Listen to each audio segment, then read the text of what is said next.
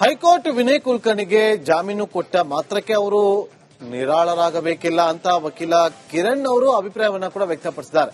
ಇನ್ನು ಮಾಜಿ ಸ್ಪೀಕರ್ ಮತ್ತು ಹಾಲಿ ಆರೋಗ್ಯ ಸಚಿವರಾದಂತಹ ಯುಟಿ ಖಾದರ್ ಅವರು ಕೂಡ ಈ ವಿಚಾರವಾಗಿ ಮಾತಾಡಿದ್ದು, ಜೀವಾವಧಿ ಶಿಕ್ಷೆಗೆ ತಡೆಯಾಜ್ಞೆ ಸಿಕ್ಕ ಕಾರಣಕ್ಕೆ ವಿನಯ್ ಶಾಸಕರಾಗಿ ಮುಂದುವರಿಯುತ್ತಾರೆ ಅಂತ ಹೇಳಿದ್ದಾರೆ. ಉಪಸಭಾಧ್ಯಕ್ಷರಾದಂತಹ ರುದ್ರಪ್ಪ ಲಮಾಣಿ ಅವರು ಕೂಡ ವಿನಯ್ ಕುಲಕರ್ಣಿ ಶಾಸಕರಾಗಿ ಮುಂದುವರಿಯುತ್ತಾರೆ ಅಂತ ಕೂಡ ಹೇಳಿದ್ದಾರೆ.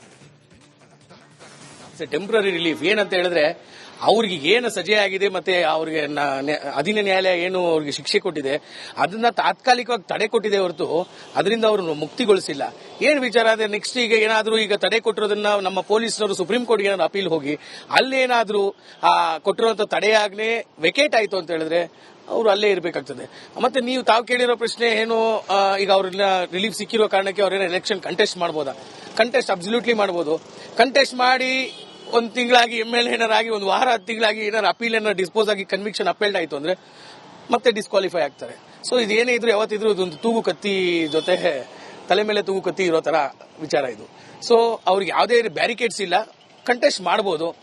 So it is outcome of the ಏನು ನಮ್ಮ ಅಪೀಲ್ ಏನಿದೆ, it will decide on that. It's A temporary ಅಲ್ಲ, ಸ್ಟೇ ಕೊಟ್ಟ ಕಾರಣ ಮತ್ತು ನನ್ನ ಅನುಭವ ಇದರಲ್ಲಿ ಸ್ಟೇ ಕೊಟ್ಟ ಕಾರಣ ಬಹುಶಃ ಅವರಿಗೆ ಅವ್ರು ರದ್ದಾಗುದಿಲ್ಲ, ಅವ್ರಿಗೆ MLA ಆಗಿ ಕಂಟಿನ್ಯೂ ಆಗ್ತದೆ. ಯಾವಾಗ ಸ್ಟೇ ಬರ್ತದೆ ಅಲ್ಲಿ ಇಮಿಡಿಯೇಟ್ ಅವರಿಗೆ ಅದು ರದ್ದಾಗ್ತದೆ. ಹೌದಾ? ಜಾಮೀನು ಕೊಟ್ಟಿದ್ದಾರೆ. ವಿಷಯ ಅಷ್ಟೇ ಅಲ್ವಾ, ಮುಂಚೆ ಅವ್ರಿಗೆ ಇದಿತ್ತು, ಯಾವುದು ಶಿಕ್ಷೆ ಇತ್ತು, ಈಗ ಶಿಕ್ಷೆ ಇಲ್ಲ. ಅದೇ ಶಿಕ್ಷೆ ಅಮಾನತಿಲ್ಲರ ಆಗಿದೆ. ಟೆಕ್ನಿಕಲ್ ನನಗೇನದು ಗೊತ್ತಿಲ್ಲ, I am not very sure. ಮತ್ತೆ ಅದು ನೋಡಬಹುದು.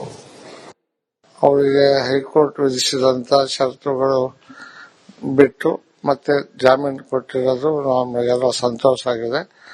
ಮತ್ತೆ ಅದರ ಚುನಾವಣೆನೂ ಕೂಡ ಮಾಡಬೇಕು ಅಂತ ಮಾಡಿದ್ರು. ಈಗೆಲ್ಲವೂ ಪ್ರೊಸೆಸ್ಗೆ ಒಂದು ತೆರೆ ಬಿದ್ದು ಮತ್ತೆ ವಿನಯ್ ಕುಲಕರ್ಣಿ ಅವರು ಶಾಸಕರಾಗಿ ತಮ್ಮ ಕಾರ್ಯನಿರ್ವಹಿಸಿ ಸಾರ್ವಜನಿಕರಿಗೆ ಅವಕಾಶ ಮಾಡಿಕೊಡ್ಬೇಕು ಅಂತ ಕೋರ್ಟಿಗೆ ನಾನು ಅಭಿನಂದನೆಗಳನ್ನು ಸಲ್ಲಿಸ್ತೇನೆ.